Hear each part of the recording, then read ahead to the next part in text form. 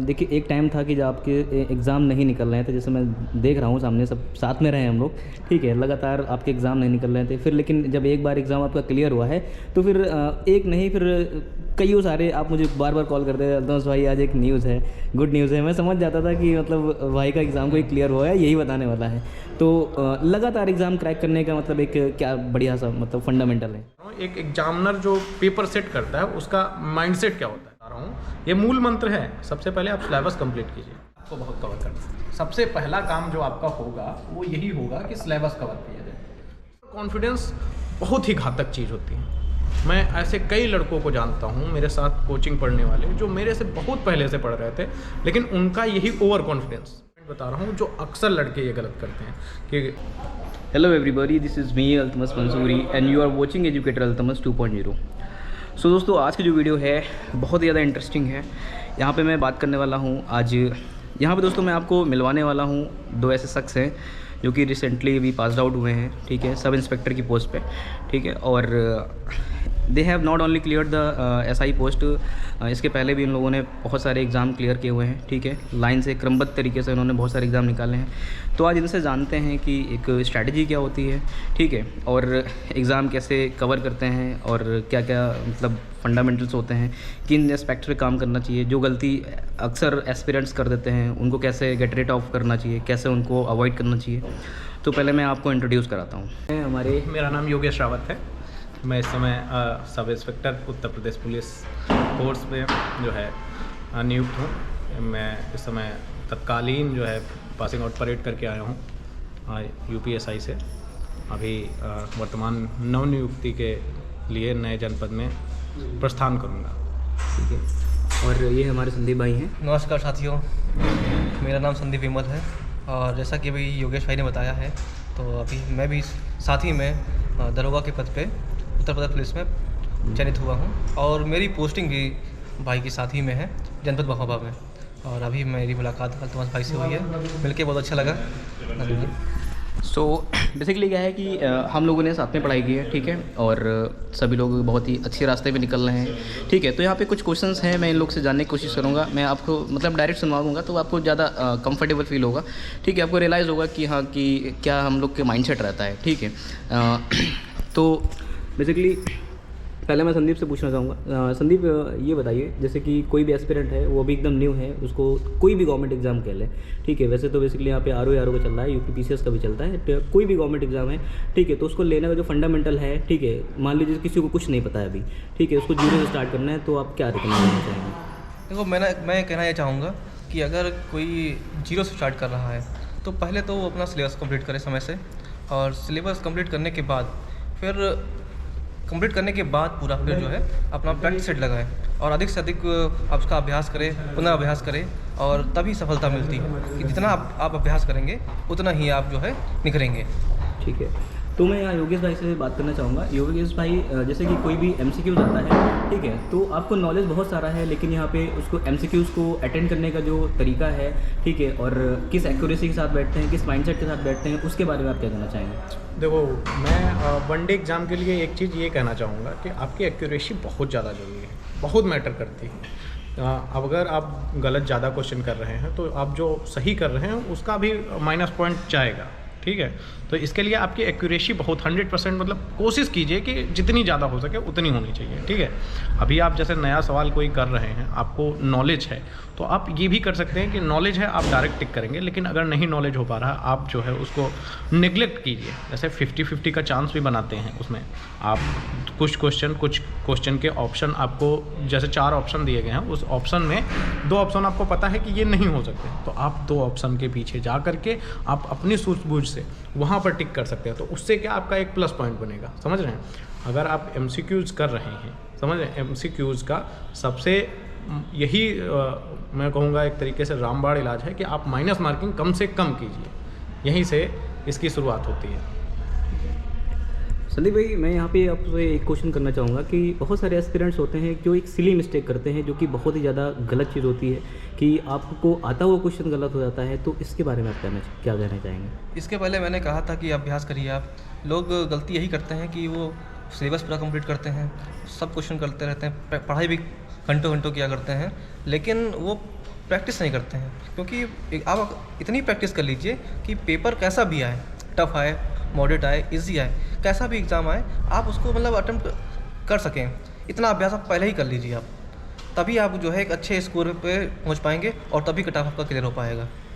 ठीक है, जैसे कि योगेश भाई, इसके पहले भी आप उत्तर प्रदेश पुलिस में रह चुके हैं, ठीक है, तो मतलब एक एस्पिरेंट का माइंडसेट क्या होना चाहिए? उसके लिए एक रियल मोटिवेशन होता है कि हाँ मुझे इस वजह से करना है, इस वजह से करना है, तो उसके पीछे का क्या कारण है? देखिए, मैं बता रहा हूँ, अगर आप बेसिक से शुरुआत कर रहे हैं तो सबसे पहले आप एक सीखने के उद्देश्य से किसी गुरु के पास जाइए।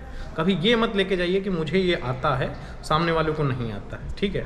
आप सीखने के उद्देश्य से जाइए। जब सीखने का आपका पर्पस रहेगा तो आप उसमें खोजेंगे, सवाल के अंदर खोजेंगे कि आपको क्या सीखना है, क्या नहीं सीखना है। अगर आप वहाँ पर जाएंगे अपने को दिखाने के चक्कर में, सबसे इंपॉर्टेंट मैं पॉइंट बता रहा हूँ जो अक्सर लड़के ये गलत करते हैं कि जाते हैं किसी टीचर के पास और वहाँ पे बच्चों को कह लो या टीचर को ही वो जो है दिखाते हैं कि मैं ही हूँ। सबसे पहले इस मैं को आप अलग कीजिए। मैं यही कह रहा हूँ, सबसे पहले आप एस्पिरेंट हैं, आप सीखने के पर्पज़ से जा रहे हैं, सबसे पहले आप मैं को अलग कीजिए, ठीक है। इस पर्पज़ से आप जब जाएंगे तो आप देखेंगे कि आप थोड़ा सा नर्वस होंगे, वहाँ पर नर्वस रहेंगे, लेकिन आप सीखते सीखते एक दिन परिपक्व हो जाएंगे। लेकिन जिस दिन आप मैं को लेकर के साथ चलें, उस दिन आप समझ लीजिए ओवर कॉन्फिडेंस बहुत ही घातक चीज़ होती है। मैं ऐसे कई लड़कों को जानता हूँ मेरे साथ कोचिंग पढ़ने वाले, जो मेरे से बहुत पहले से पढ़ रहे थे, लेकिन उनका यही ओवर कॉन्फिडेंस, क्योंकि वो बहुत पहले से पढ़ रहे थे, उनको लगता मैं ही हूँ। तो जैसे कोई नया टीचर आता था तो वो उससे पढ़ना नहीं चाहते थे, क्योंकि वो नया टीचर है, अब ये उससे पहले से पढ़ रहे हैं, तो उनको थोड़ा सा शर्म, थोड़ी सी हया ऐसे टाइप से लगता था। सबसे पहले मैं को हटाइए, फिर शर्म को हटाइए। आपको क्वेश्चन नहीं आ रहा, आप लगातार पूछिए, उस जगह तक जाइए जहाँ तक आपको समझ में नहीं आ रहा, हर एक पॉइंट तक समझने का प्रयास कीजिए, समझ रहे हैं। उसके बाद मैं बता रहा हूँ, जैसे हमारे संदीप भाई ने बताया कि सिलेबस आपको बहुत कवर करना है। सबसे पहला काम जो आपका होगा वो यही होगा कि सिलेबस कवर किया जाए। सिलेबस कवर करने का मतलब जितना, देखिए आज का ऑनलाइन ज़माना है, मैं ये नहीं कहता हूँ कि आपको कहीं से नॉलेज नहीं मिलती। अगर आप खोजना चाहेंगे, आप यूट्यूब पर ना जा कर के अन्य तरीक़ों से अन्य जो है आप डिफ्रेंशिएट नहीं करेंगे, कहीं दूसरी जगह नहीं जाएंगे, तो आप इस बात को मानिए, आप बहुत आसानी से निकाल सकते हैं कि अगले पेपर में किस तरीके का पेपर बन सकता है, क्या सिलेबस में आएगा, ठीक है। आप सिलेबस डाउनलोड कीजिए, उसके बाद जो है आप सिलेबस को कंप्लीट कीजिए। कंप्लीट करने के बाद आपको मैं बता रहा हूँ, ये मूल मंत्र है, सबसे पहले आप सिलेबस कंप्लीट कीजिए।